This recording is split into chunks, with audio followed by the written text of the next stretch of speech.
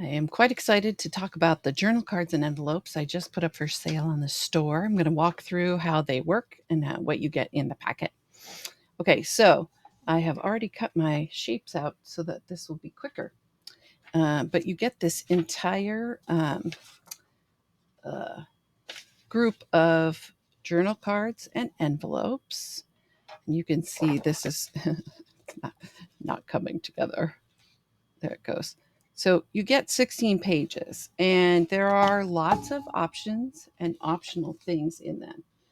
First, you get envelopes that will work well with the envelope punch board that I love to use.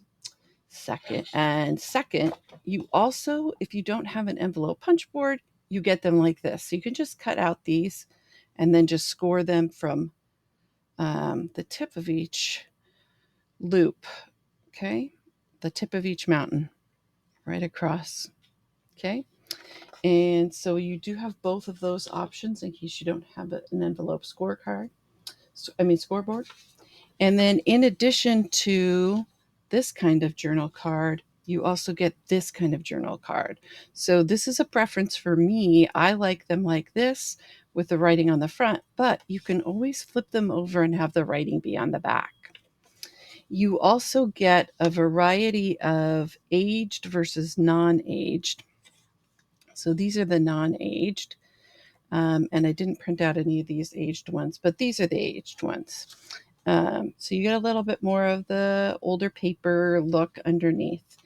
And you can use whichever ones you like. I'm working on 3 different kinds of paper, and I'll talk about that as I go.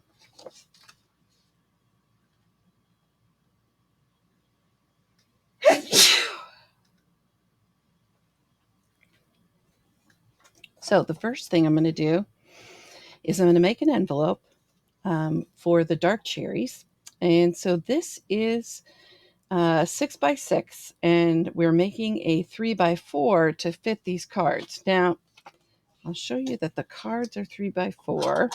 You can see what that looks like. So this is a 4-inch, see that?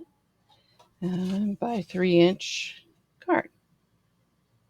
Okay, and we're going to make the envelope to fit that. When you're making an envelope on the punch board, it tells you what size card it will fit. That is not the final size of the envelope, however. It gives you a little bit of margin around the edges, so you're not trying to get it to fit something that's too tight. All right, the first thing I'm going to do is I'm going to punch and score at the first place it told me on this chart, which was 2 5/8. Right here. I'm going to go to 2 5/8. Right there. I'm going to punch it, and then I am going to score it. All right. You can see this paper is really thick. I'm going to use a little bit of elbow grease to get that done. Then we flip, we line up this edge, this score with this little button, and then do it again.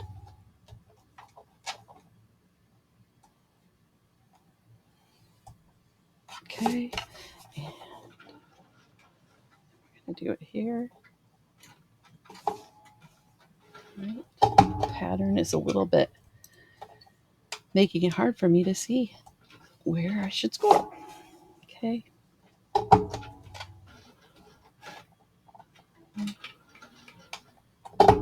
And then do that here.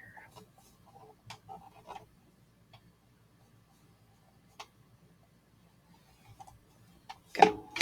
All right, now I've got this ready to go. I'm going to bend these in. Oops, I did not get that enough. Let's do that again.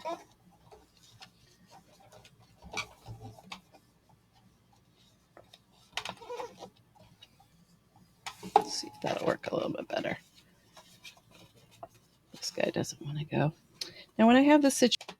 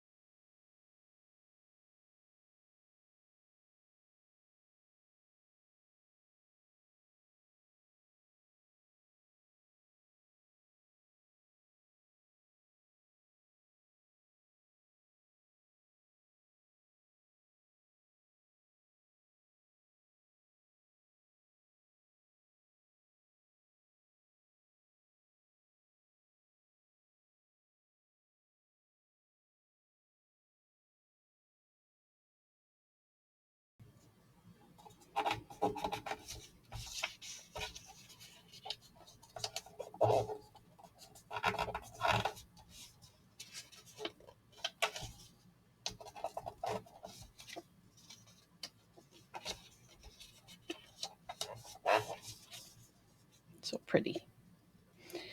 So those envelopes are now ready, and all we have to do is glue. I'm going to use glue tape today because it is faster. But normally, if I'm making an envelope, I'm going to use regular glue. Just give that a little bit longer to stay. Okay. Okay. This. All right.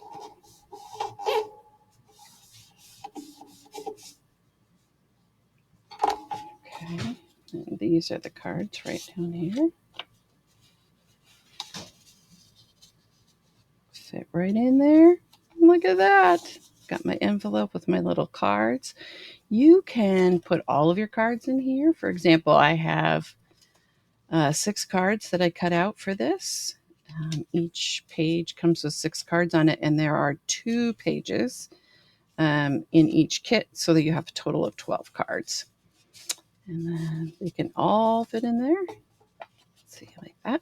And then you can keep that, you can tuck it into a junk journal, or you can glue it into a junk journal with a bunch of different ways that you can do that. If you, for example, wanted to just glue the edge, cut off this edge, this could be a pocket if you wanted to also then cut off this area right here and then just keep all of your cards in there.